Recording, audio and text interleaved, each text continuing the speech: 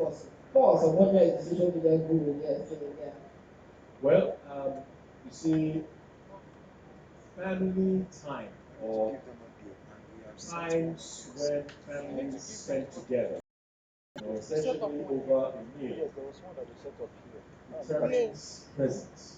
Because right now with social media, you can be present physically but absent.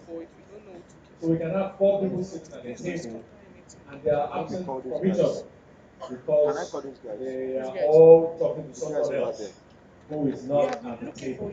So, like someone said earlier, that the social part of it is not present.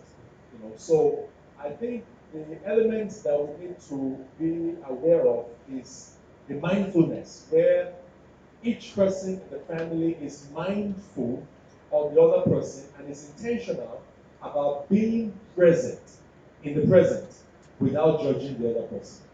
So I'm very certain that social media is good, and I've got and I realized that I've seen families, I've seen couples, I've seen adults getting lost on the internet.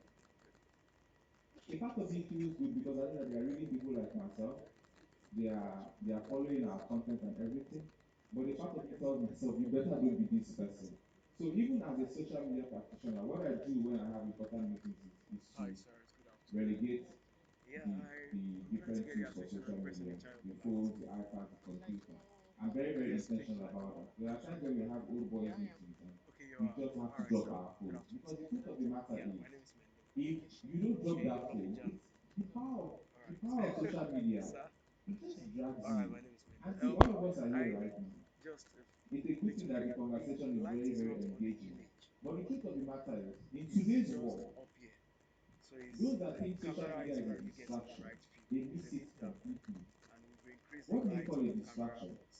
A distraction is something that takes you from the main thing, right? But social media is the main thing. Real life has become a distraction. So it's a bigger deal than a distraction. So somebody is in church. The pastor's message is distraction to that person. Somebody is at home with the husband, with the wife. That presence is a distraction to that person. Somebody is in school. All those things that are supposed to be the main things have become distractions. So in dealing with the issues, you have to first of all understand that social media is not even a distraction. Social media is the real deal. And the physical life has become the distraction. How do you ground a child in today's world and say, I ground you, I locked up, and then the person has a sword, where there is ISIS, Al Qaeda, all those people. So it's in understanding, first of all, appreciating the power of social media. It's not a distraction, it's the real deal. It's in realizing that there are benefits to it, but you have to go there very, very intentional. Am I going there to sell? I go there to sell. I go there to interact. I go there to amplify my message and my ideas. I was just asking her that whether to share the story she shared because for me, the way I see social media is amongst all the negativities and everything, the more we share these things, the more people know, the more they are able to take decisions. So the peer pressure that comes from negativity, peer pressure has changed from just being under pressure from people that are in my class and on my street to people that are in countries that I've never been to. There are good sides to it, there are bad sides to it. What's the good side, for example? So you're a Nigerian at 28, you're telling me, oh, boy, you're bad, no. And then you go on Twitter, somebody that is 12 years old is doing exactly what they are calling you to be bad for. So immediately you adjust yourself to that global reality. But there are bad sides to it. So for me, one, to begin to decide which is more important. Is it those people on the internet or your family? With your family, then family time should be family time. Cut it off. Take social media off the table. Don't drop the phones on the table. Maybe family should start having baskets for phones and iPads. So, so when you get into that space, you go drop them there. That's not saying to abandon your friends on the internet because I still need to come and watch my YouTube videos, come and follow my Twitter timeline. But you should, because life is about priorities. The reason why I came here by myself from Abuja, I paid my way here, we paid for my hotel bills because I prioritized my relationship with him. One, then I prioritized the conversation I was coming to have. If I didn't, I have 1 million excuses to not be here. You understand? So let's prioritize the family above those other things. Because after all said and done, what are we even doing for most of us? We are abusing people or getting abused. We are fighting, cursing, in the name of Buhari, Jonathan, this and that and that. So find your way there. Find what matters. Then when you find what matters, understand that the family matters than that thing. So when family time is not there, you can do that thing. But when it is family time, social media, the phones, everything should be relegated. Thank you. Wow, very powerful. You know, before I Anything we are saying is ask going to end. the next question, I want to emphasize this addiction on social media, right? How do you feel when you are feeling down and somebody hugs you and extend an arm of empathy towards you? How do you feel? You feel good, right? Now, who do you want around you when you're feeling down? Gideon Moses. The person that extends an arm towards you, hugs you, right? Good. So every time you are feeling down, who do you look for? The person, right? You know why? Because when people show that they like you, they care, they have empathy, they release dopamine and serotonin into your system. It's called the feel-good hormone. Very addictive. Now, this they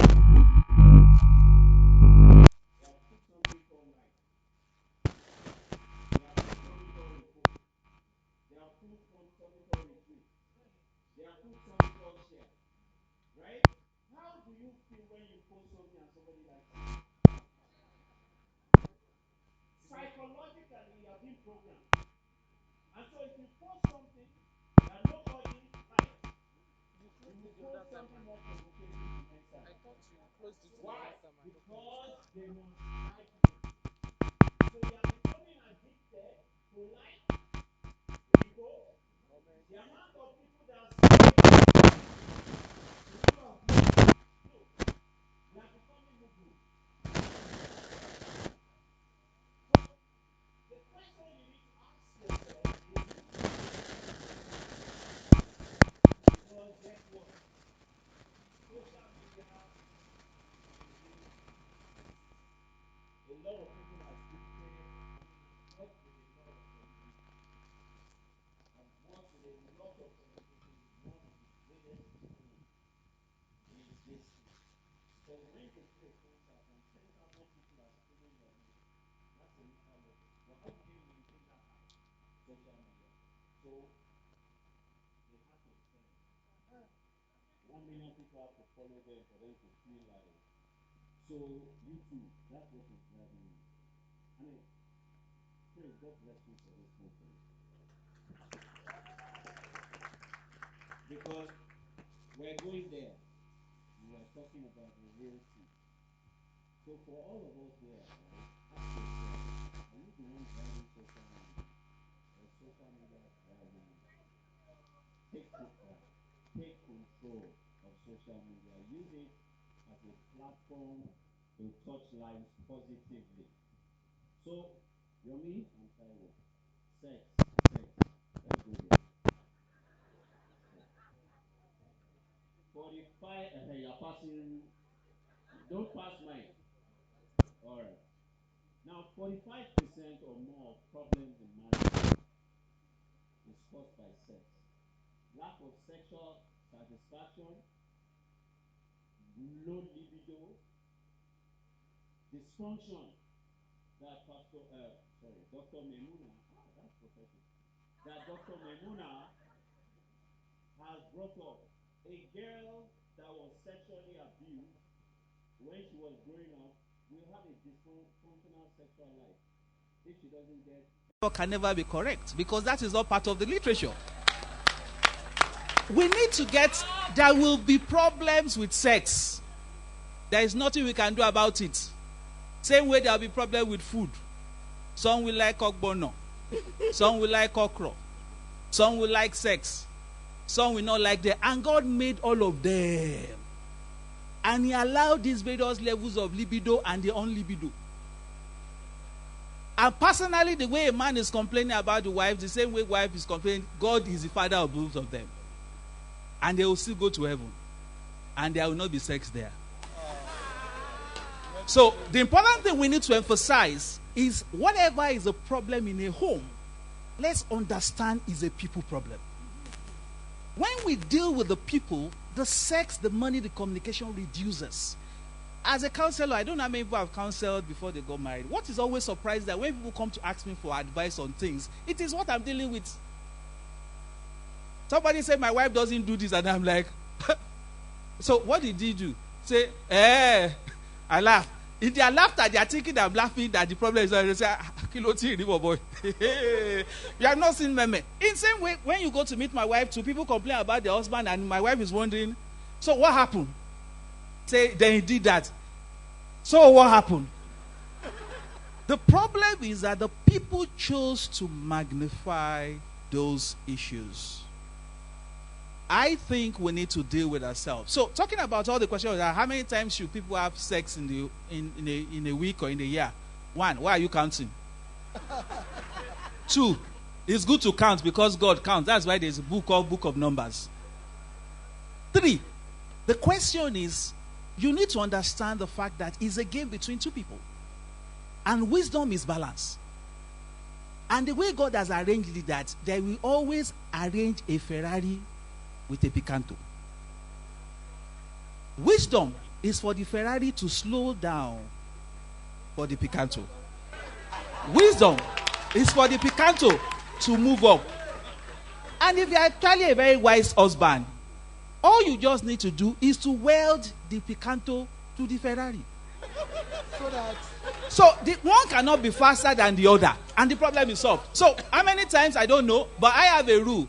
Any couple that gets sex every day of the week are crazy. Any couple that gets sex one time in a week are lazy. So choose between being crazy and being lazy. The choice is yours. You know, he also asks, who should initiate? The question is, don't forget culture is powerful. They say culture, you eat strategy for lunch. They have taught our women they should not initiate. And you know the way the man's sexual drive is. For him, game over. If he always initiates, at the point he's initiating is at 45%. So it's in your own interest to initiate. And honestly, what is there to initiate? You know, so I've heard when say, you know, when you initiate, you feel as if you are cheapening yourself. Are you not the one that initiates and asks, what do you want to eat? So the question of who initiates determines who needs it more. The last thing I want to say about the guys is that, guys. Yes. Number 1, your wife is not a porn star. Don't use pornography to judge your wife. 2, pornography will not teach you how to make love to your wife. Because in a pornography, there is a man and a woman and a director. And that scene that is 1 hour, they actually acted over 3 weeks. And somebody say, cut. If you want to do same with your wife, look for a presenter, a producer, and also cameramen and gaffers that will be saying cut. As long as that doesn't happen, you can't do that. So enough of all of us using pornography to learn how to make love to our wife. It's a journey with your wife. Whether the journey is rough or not rough, it is between the two of you. Pastors are not involved. You know, Amodio has said that people prophesy and say many things. There are pastors that say, for example, if you sleep your wife and you want to go and preach next day, the power of God will not come down. I asked when you were sleeping, what was coming down? The point to make is that it is important for us to think about the fact that it is us and our wife that are solely responsible for the way our marriages go, including our sexual life. Don't allow anybody to stampede you. Don't copy anybody. Don't copy styles. And please, I'm going to stop on that note. There are men that demand for styles the wife does not like. The Bible says, yes, husband, love your wife. Love is about giving. So if you love a style and you want your wife to give you that style, it is not by forcing her. That is no more love. Do you understand? What do we call sex in marriage? Love, make it. So you make it together. So when we are making it, if I like too much salt, I must balance with the other person we are making it together and say, if salt is this much, what should we use to balance it? Mm-hmm. begiri, or increase begiri. And this one says, okay, let's put more okra. And you say, okay, so if you put more okra, what should happen here? Say, let's put more egusi. Yes. This one say, okay, put vedan. No, vedan is not good. It increases liver. Oh yeah, put maggi. That is why it's called love making. You are making it. You are the makers. There is no project manager in the making. It's a mutual, continuous process of making. And therefore, nobody should place a demand. The other maker is not interested. In that case, you are no more making. You have started manufacturing for her. You are no more doing love making. You are doing love, supply, and manufacturing. That's not what God said we should do. Well, I think...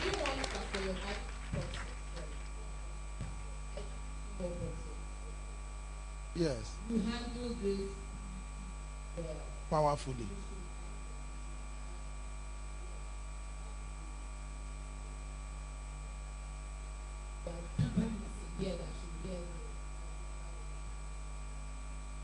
Well, taking off from where Prof stopped, I think he nailed it, which is the fact that people don't make love, values do. Values do. If you are a very selfish person, it's going to reflect in your relationship with your wife all around. Okay, so it's not about what is happening in the marriage, really. It's about the two people that are involved in the marriage, the value they have chosen to embrace. Now, I needed a lot of repairs because I've lost my virginity at the age of 6. That's the year I started primary school. And there was this particular woman my mother would leave me with, who stripped me naked and did with a 5-year-old boy what a woman should do with a man. And that happened consistently. Now, in 2015, UNICEF did a documentary, 30 minutes documentary on my story because it was alarming to them. And that happened as a teenager. I started having anal sex. In today's parlance, we call it homosexuality. As a teenager, I've taken my father's neighbor's daughter into my father's bedroom, I'd molested her sexually. So by the time I became a teenager, entered the university, I just went mad with sex. That is prostitutes, no feeling. Prostitutes, those on the street, those outside. At that time in Lagos, I knew all the prostitute joints. And any city I visited, I made it a point of duty to seek out a prostitute joint. Now, here was I haven't lived that kind of life. You know, one day we're in the school bus, so I was trying to count how many girls have I slept with here. And they were a handful. So that was the rugged kind of life I've lived. The time will fail me to talk about, instances where we couldn't go on because you have Monday, you lock up a girl from Friday 2 times, Saturday 3 times, by Sunday the place is soft. So there's nothing to do again. Not because both of you were tired, but because you have to respect that reality. So I now got married to a woman who was a virgin. I married my wife as a virgin. So when we were discussing our sexual realities before we got married, I was asking, are you sure I work with my wife? So who says if somebody is far apart, has experience, and got married to somebody who does not, you have to, I like the example he said, you now have to calm down and understand now there's a major challenge. Now my wife and I have been married for 11 years. We don't have children yet. Now there's some people who have said it was your lifestyle that caused the trouble. Do you know how many? Now, but medicine does not say so. Are you getting it? As of today, we've done all kinds of tests. Medicine did not say so. Medical science has not said it was a lifestyle. But for the understanding of my wife, he could have adumbrated that particular issue and said, why will we have children? Because look at the kind of life you have lived. And so now, I'm paying for your mistakes. Or the people we've done abortion to. So it may be that nature is catching up with you and all of that. So it has taken a lot of strength on my own part and on the part of my woman to walk this journey. And so when Prof was talking about what breaks marriages, I was in a place. So and my number one responsibility was to defend my territorial integrity. So I decided what I was going to believe. I decided what was going to be number one authority in my life. I decided all of those things. I decided the kind of woman I can end up with because of my own story. And finally, I met my wife. When we met my wife, we delivered a constitution. In the constitution now, we now have the constitution of the Taiwo Akilami family. In that constitution, my wife was magnanimous enough, by reason of our own injunction, religious injunction, to appoint, to elect me as the commander-in-chief of the armed forces of the Taiwo Akinlami family. In that family, commander-in-chief of the armed forces, not to oppress, but to maintain and protect the territorial integrity of our family. So in that constitution, we decided, who are we? What do we believe?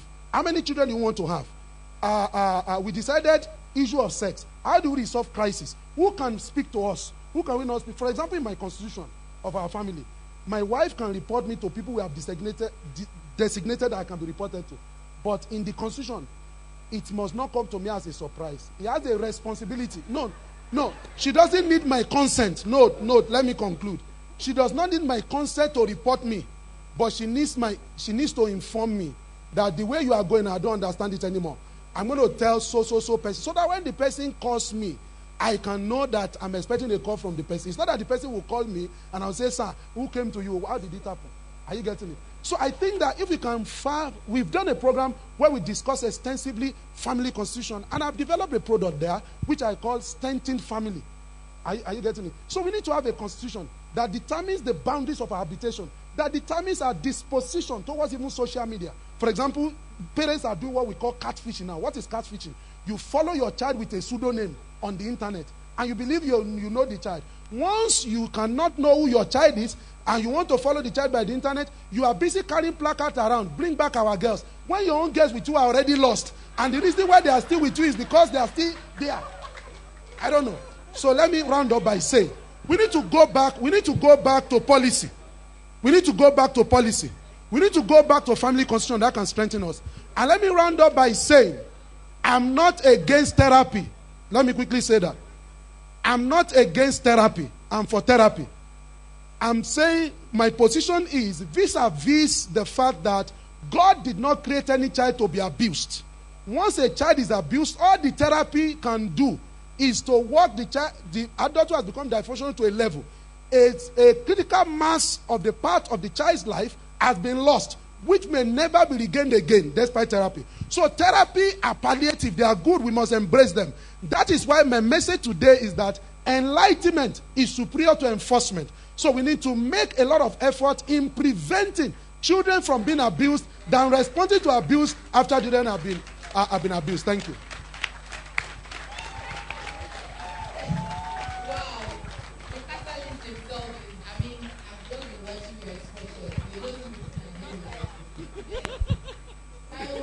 Always on fire.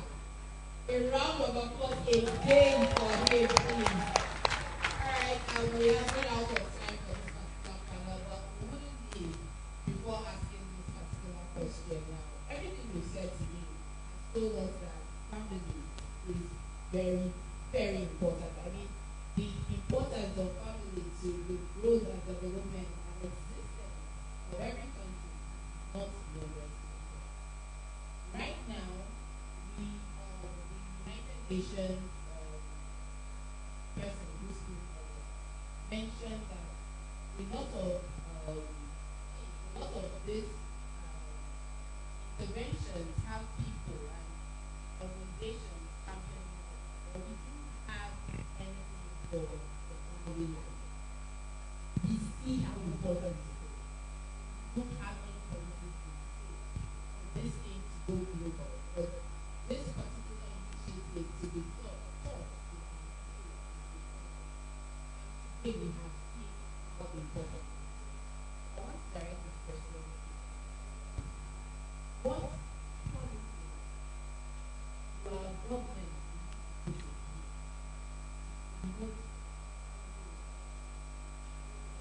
education? All of us very important. We don't have it. All of us asking why is family life being not important? Because it's crucial. We're talking about growth and moving from being a third world that we've been since I was born. We seem not to be moving. We're still there. And it's very important now. Because children need to have a position. So what policy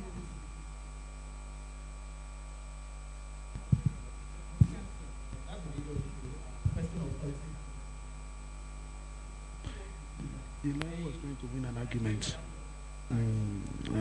He has been.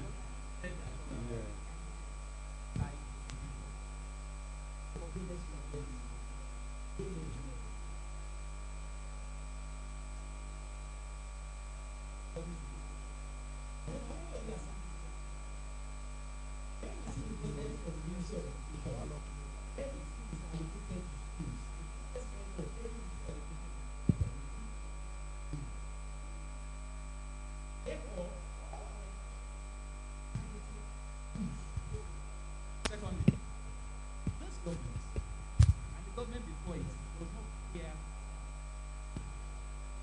And so anything that ends with the word education will not. Family life education, education, education, psychological education, education. Once education ends it, there is no hope. I say that because of two things. 2 years ago, there was a world ranking of primary education and health in the world. Nigeria was last. Last year, the same ranking was done. We did not even improve one, we were still the last. Oluwa. We were the last in the world. The Minister for Education did not say a word about it. The Vice President, who is a professor, did not mention a word about it. We had platform May 1st. I'm sure many of you also remember the speeches at platform. And we applauded the Vice President for that great speech he had. After that speech, I downloaded the speech.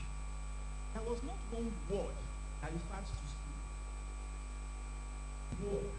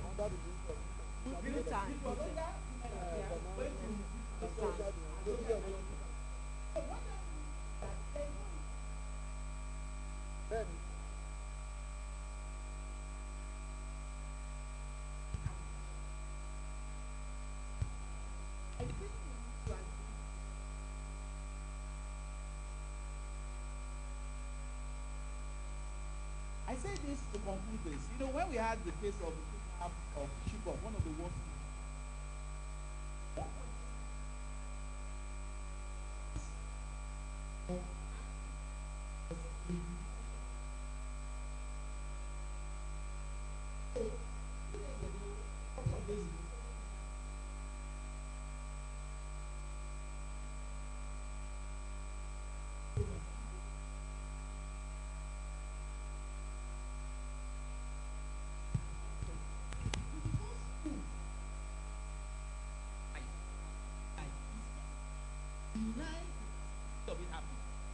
Like I told a girlfriend, you need proof because it's not your child. People are arguing whether Chibok girls were kidnapped or not. You know, people are not arguing over whether they were kidnapped. Fine.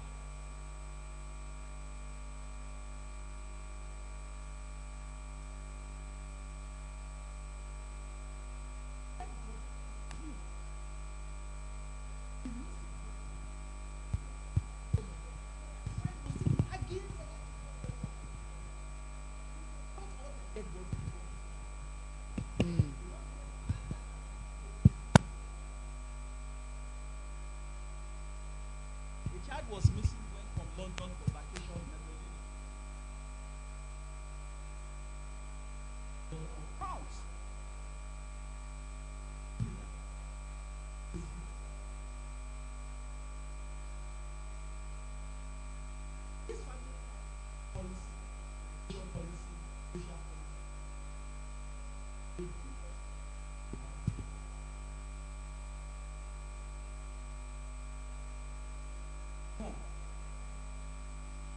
Mm.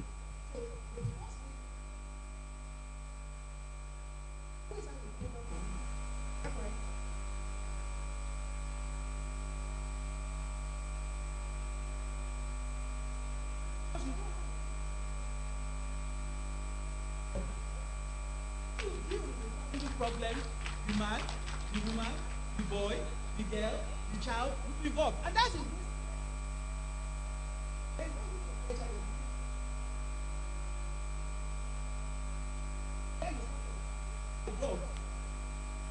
As education. Because it's part of my family. Then, So the point we need to get back. Get back.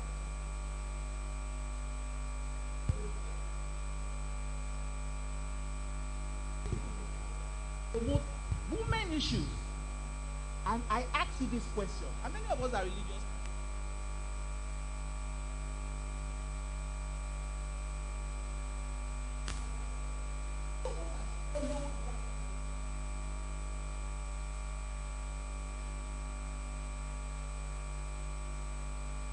hey, Wow. lie wo we. We're going to open up and ask questions from the audience, but so that we're not lost on the salient, critical points, is that what we're saying is that charity begins at home. Now, charity really, truly is not giving as we contextualize it. Charity means love. Charity, in the context of begins at home, means adding value, means transformation, means doing the right thing. Begins at home. And so, in looking at this scripture, right, based on the conversations that we've been having, what God has joined together, let no man put asunder. The man that we're talking about today is the husband and the wife. Don't put asunder to your marriage. Now, when you allow external influence, you have made that decision to break up your home. And so, when you allow things on the outside to come into your family and into your home to infect you and affect you and cause a breakup, you are the one that is putting asunder. The second thing that I want to emphasize is that prevention is best. Prevention is the best option to address dysfunctionality. Cure and help is, however, available. And the essence of this is for you to recognize that there are people that are trained. There are people that are professionals. There are people that are passionate alongside training and professionalism that you should go to. Because if you go to the wrong people, you can destroy your life. You can destroy your family. You can destroy your home. One thing that I want to end with is this. Wives, your husband is to be honored and respected beyond your pastor, beyond your imam. Your husband is number one, not your pastor, not your imam. Because many people will defer.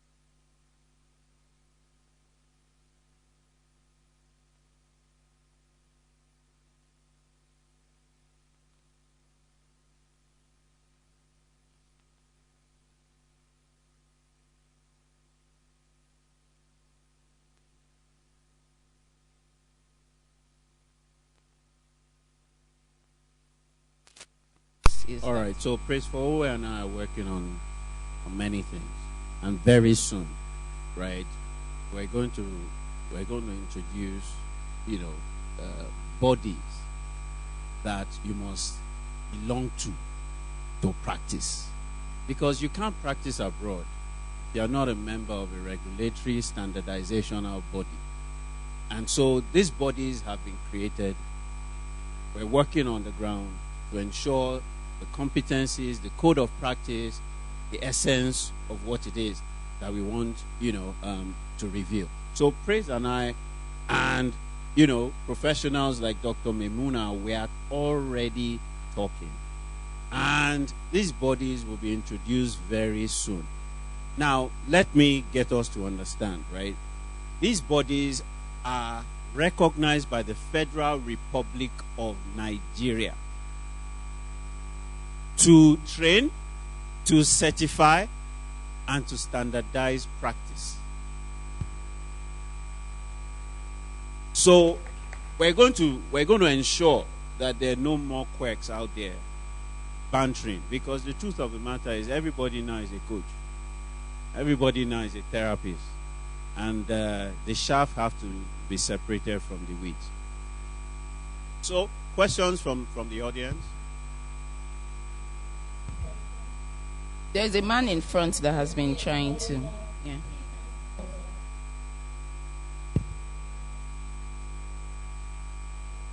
Okay, sir. Aki Fatunke, very, very, very quickly. I like to join the existing protocols in thanking Praise for Owe, who I am meeting for the first time. And to make this comment, somebody raised the issue about the right values. What should we do? And I think the professor was talking about cheaper girls believing and not believing and what have you. But something is hovering around our space as we speak. Because this is very personal, and I know that the personalities involved are very, very, very, very close to me. I may not necessarily drop names, but you may get a hint. I studied in a place in the northern part of this country, and I'm Yoruba, and I happen to know that some of the radicals that we expect, some, back in the university, a lot of the radicals we had from my university were leading change. One of them is leading change as we speak right now. As usual with the Nigerian situation, he's being isolated. He's fighting for girls, women rights, family values, laws, and what have you. He did that some years back when he was talking about the economy and corruption. He was hounded out of office. Right now, he is fighting the battle of the family. And as I speak with you, right now, he's being isolated. As a matter of fact, there are calls for his quote-unquote derollment. What are we doing about that? Are we going to say it does not concern us? Well, I am from the south. The one that is happening up there in the north is their problem and what have you. And then we are going to get this guy to be cavilled, to be hounded, and to be brought down without a wimp or whimper. It's a thought for us. Thank you very much. That's very profound. What are we going to do? Actually, a comment, right? About it, wow, yeah. Very, very profound one. Who else wants to ask a question? Yeah. Okay, there's a lady. Hello. Yeah, my name is Tunde Oyelowo. What I want to talk about, it's actually a question, but I would like to start this way. Because the other time we were talking about the men. I happen to be a former national consultant to V4C, where I first met Mr. Praise for Owe. We advocate for 50-50. You will have been seen around. the purple concept. Now, when my wife was pregnant at the point, at some time, before we had our first child, we were at the hospital, and I remember one of the attendants said, there was an argument, and the lady said to me, "No, we are not talking to imbeciles. We want the real husband, the real men to come, not imbeciles." You understand? Now, this is a woman. And before she said that, she said, "How many men did you see here following their wives to the hospital?" Because I take it up, I always take my wife for our antenatal. And we're always there all day for my 2 children. You understand? So, when this woman now said this, I was surprised. Like, look, this is a woman saying, "How many men did you see here following their wives to the hospital?" So that's one part. Now, I do a lot of home chores. You understand, for my wives and for the family. Let's say for the family. But I noticed that my child, tilts towards me more. That to the extent that people say, "Oh, Omo Babe. Omo Babe." You understand? And my wife always, brag about my husband is always this, is always. I noticed that it's a problem. You understand? She's, standing on this 50-50 thing. Now, it is a responsibility because, so sometimes what I do is that when I take bath for the children, you understand, I go back, I say, "Okay, you do this today. Let me do the cooking." So that the children would know that it is not my own responsibility to be taking bath. And not your own responsibility to be cooking. Let them know that we are supposed to do it. So my question is, how do we get these women? If you say the man, I will agree. But I work in this kind of environment too. So I see that even the women themselves do not know what are their own rights. What are their own responsibilities towards bringing this kind of, as in building the right families that we are advocating for? So, how do we get these women, properly educated? Thank you very much. So I'm going to let Doctor. All right. How do we? I think I was just telling my brother over here that sometimes, women are their own worst enemies. About negative cultural values that have been passed down that need to be debunked. So for a man taking his wife to the hospital and staying with her, or for a man going to PTA, and for teachers to look down on such a man, it's a value that has been embedded in us that we need to debunk as educators. That is, we have to do the enlightenment by our own example. My brother, I honor you for what you are doing, and I think we need to applaud him and other men who take on the role of being there for the women in their lives, particularly their wives, and letting their wives know you are not a slave in this home. You are not the person who I married to do all the work, and I enjoy. So we need to keep on educating and enlightening our women folk that women are not to be relegated. Women are not for the background. Women can be in the foreground. Women can complement, because that's what it's all about, is complementing each other. What a man needs to do and a woman can do to support the man. My wife asked the question, what if a man becomes the homemaker in a situation where the wife has to be the one who is out there going to work or financially bringing money into the home? So what?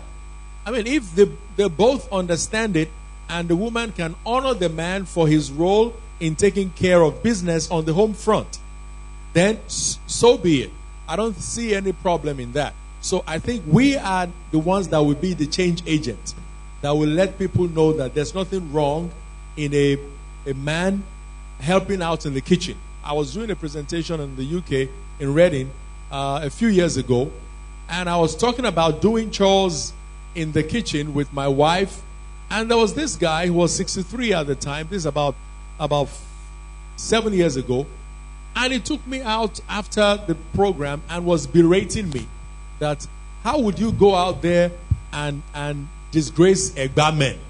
I said, what is the meaning of that? How would you say that as a man you are helping your wife in the kitchen? You are helping with the chores of the house. That is not manly. This is in the UK. And I didn't know him.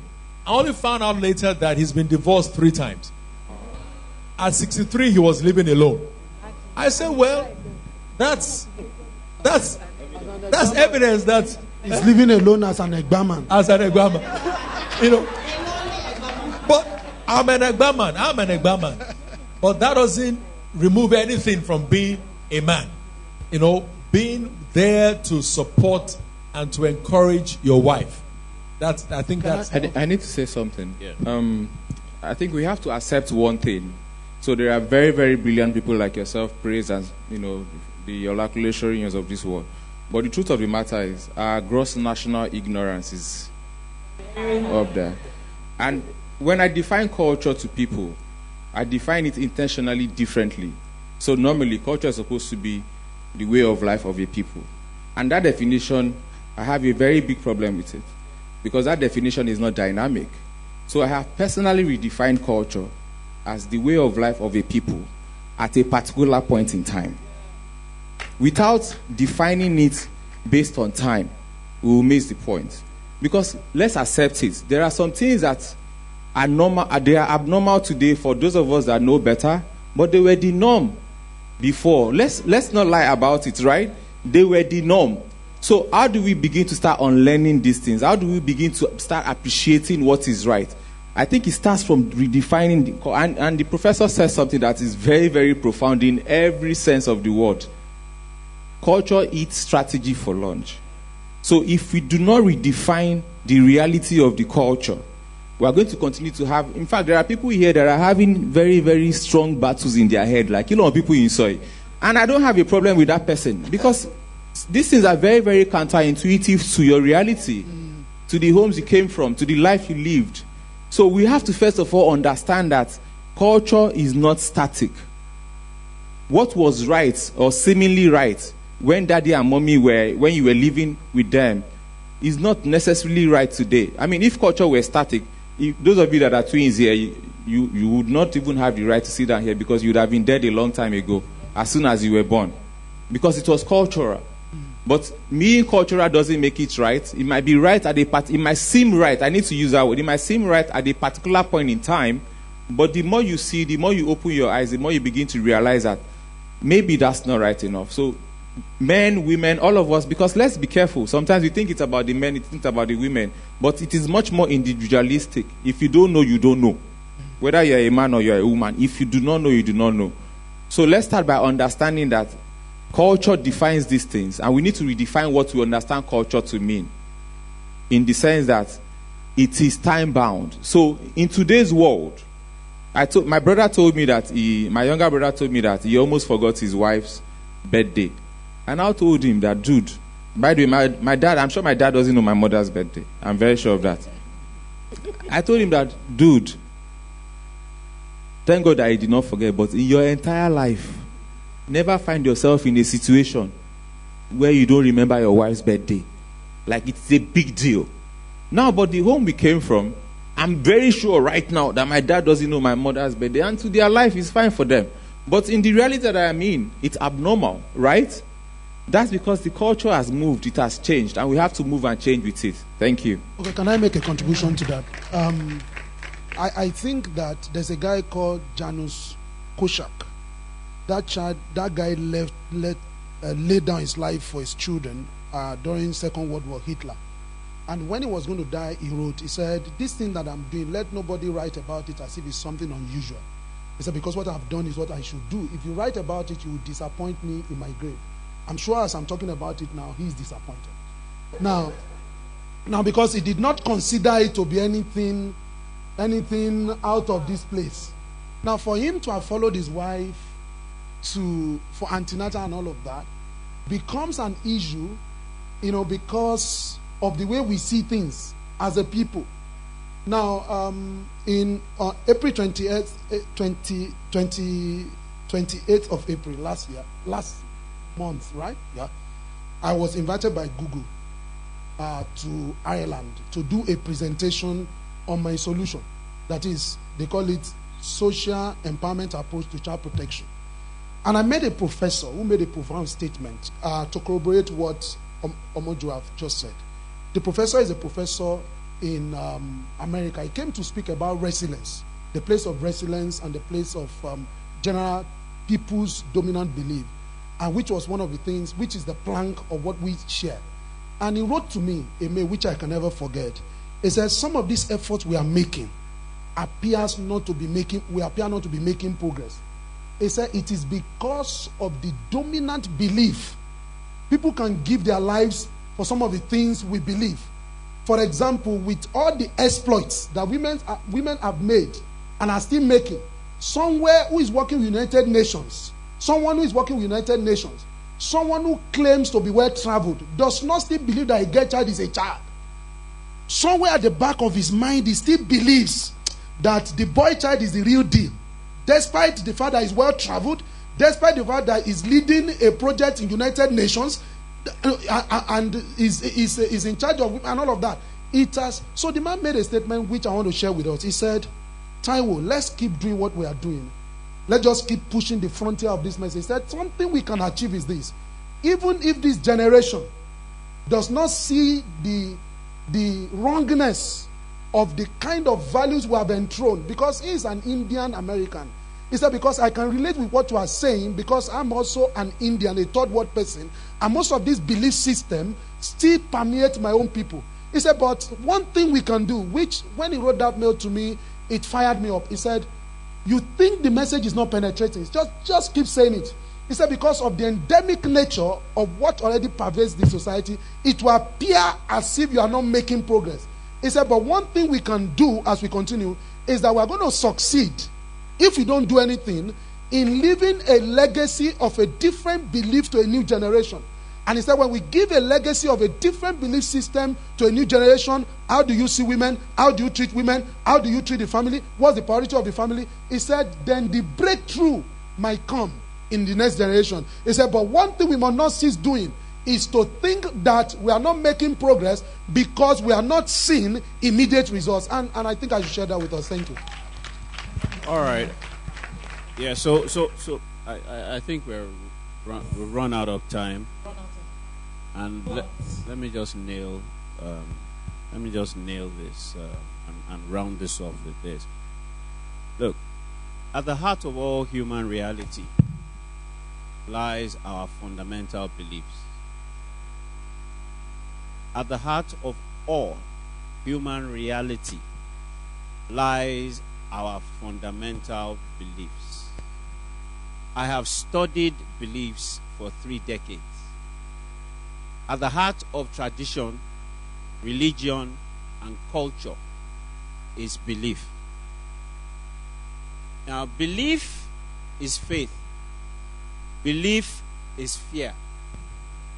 But faith cometh only by hearing. So how do you form beliefs? You hear. Now, I want to emphasize what Taiwo has just said. Who is speaking? Who is speaking?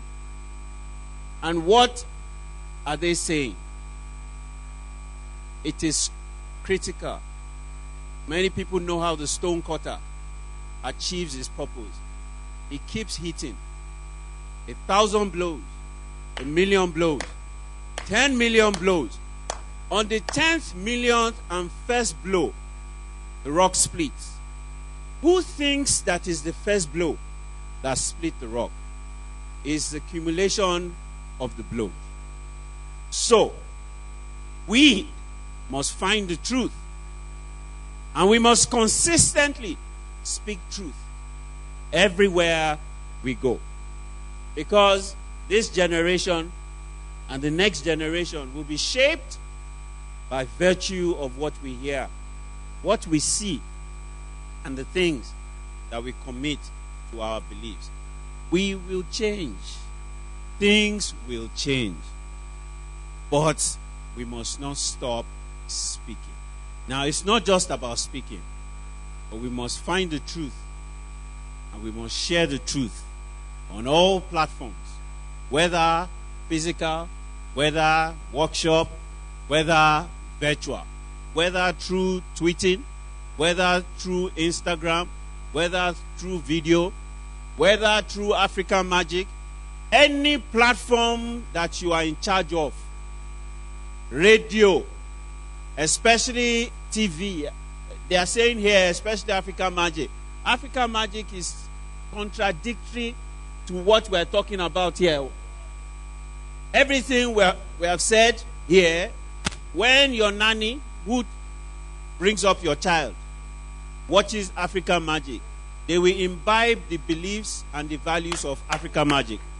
And your child will imbibe the beliefs and values that your nanny has learned from African Magic. Then you, the mother, you think you are the one bringing up your child. No, you are not. Your nanny is bringing up your child.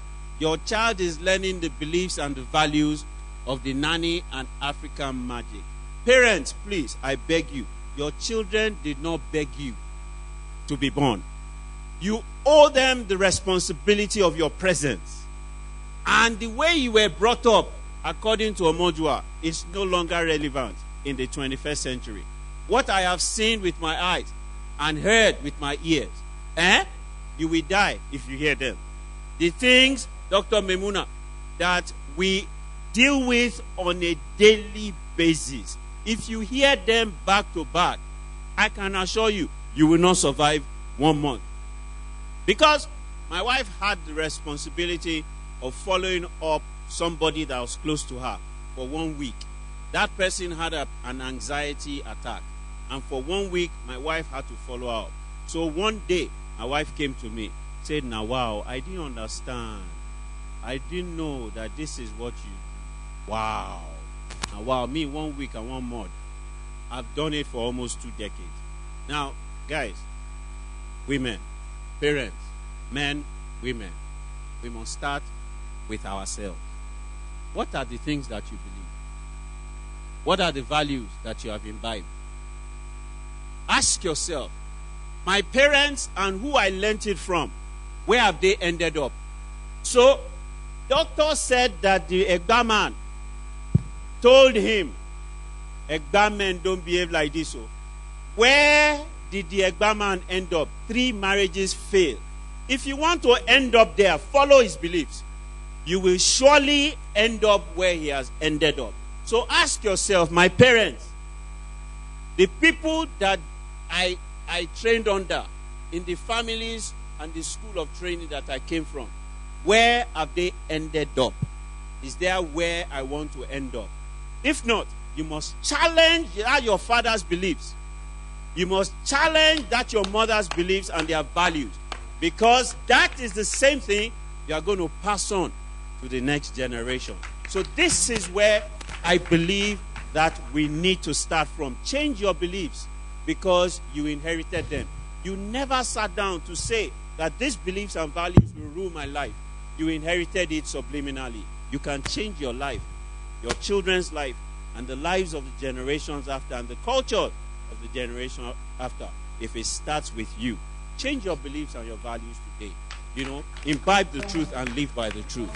A round of applause for our panelists. A round of applause for them. Very, very well. Thank you very much. So please just hold on and take a picture standing. For the benefit